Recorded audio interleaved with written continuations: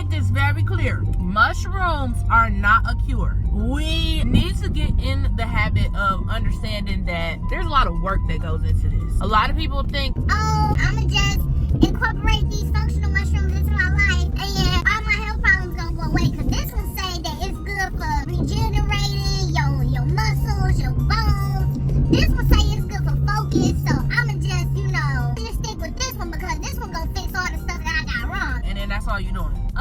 Absolutely not. Okay, absolutely not. Second of all, when we're talking about psychs is not a one and done type of situation. There are a good number of things that contribute to being able to see changes in your life, see changes in your body, and the progress that you intend to make through incorporating mushrooms into your lifestyle change, because essentially that's what it is. The same way people make a decision to say, hey, you know what, I want to lose weight, I'm gonna start going to the gym, I'm gonna start drinking more water, I'm not gonna eat after 8 o'clock, I'm gonna cut fried food out of my diet altogether, and I'm only sticking with tea and water until the summer get here, and I'm also gonna cut out alcohol. Those are decisions that you make that contribute to the overall goal, and incorporating mushrooms into your life is no different. So we're gonna use this video to break that down. In general, I know I said it's not a one and done, but I just want people to understand that the work is never done because the work just continues to change. Prime example, your initial goal might be, hey, I want to lose weight. You lose the weight, you get back into them jeans that you really like that you couldn't fit for so long, and now you like, okay, I got back in these jeans, but now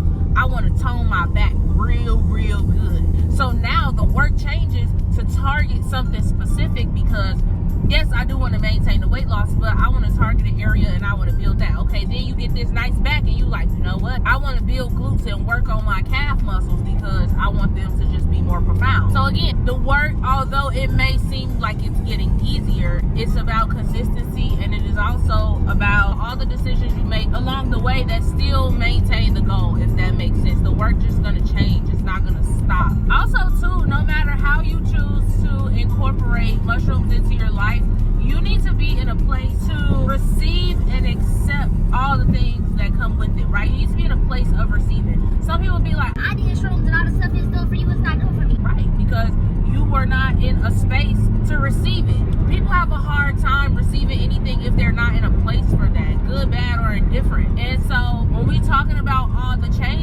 changes happen after you accept the lessons. Some lessons are hard to take. Some lessons are not easily digestible. And the thing also is that a lot of the times, shrooms is what helps people jumpstart the process once they are in the right space to receive and do the work thereafter. Those are the usual steps. Things just don't disappear, health-wise or mental health-wise. They go away or they get better when you commit to putting in the effort to make them better. What you pour into will grow.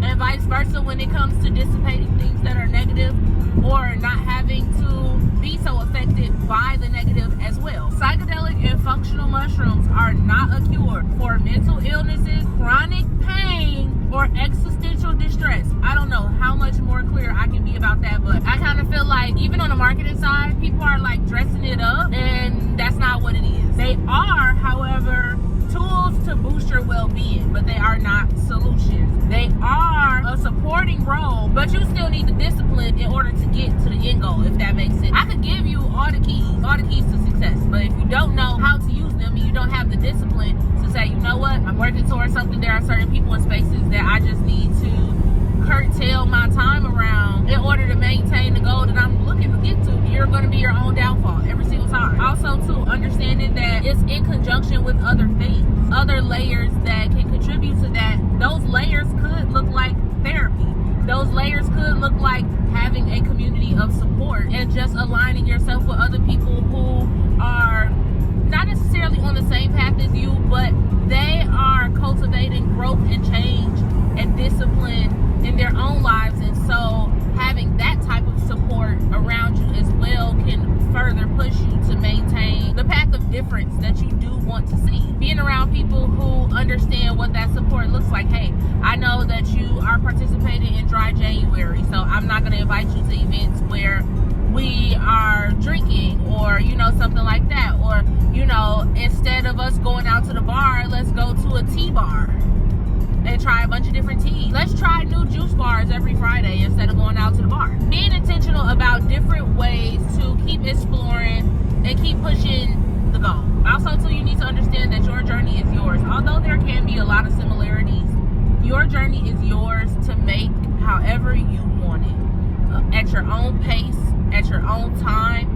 And although other people may be on a similar journey to you, their story is not your story. The things that they experience, good, bad, and indifferent, are reflections of the things that they tolerate, the things that they lack, and the things that they are strong in. So when we are thinking about how you want your story to turn out or what kind of story you're looking to tell, I think those are some of the key things from the beginning that we need to keep in mind. Takes me to my next point. Your mind and environment, they set the tone, right? Especially for sites. This is only for sites, right?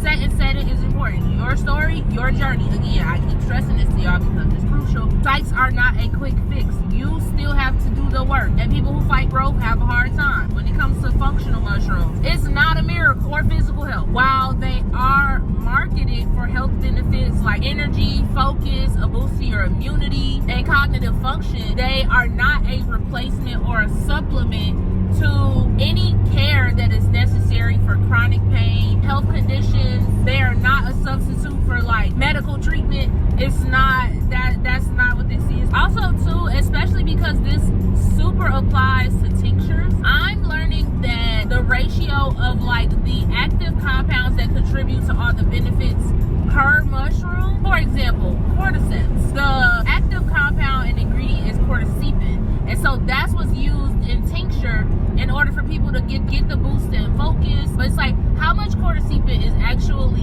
in whatever you're taking, and how much of that would you need in order to see a grand difference? And it's like a good majority of the tinctures that are probably out have a subtle amount, and so your effects would also be subtle, if that makes sense. That's how I'm understanding it. Like, if I take a little amount, I'm gonna see little progress, unless it's something that's like super strong. But I don't think that's something that would apply to mushrooms. So it would also be one of those things where it's like, over time, you would be able to see the difference once you layer it with other things, so that you could see the difference, right? It's not a placebo effect, but it is one of those things that's like, it's not gonna happen overnight or within a week. However, incorporating it consistently over a certain amount of time, that would give you the desired results, if that makes sense. It's subtle and cumulative. It's not a substitute for exercise, a healthy diet, or medical treatment. My last point of this is that you need to understand the benefit. Your body's response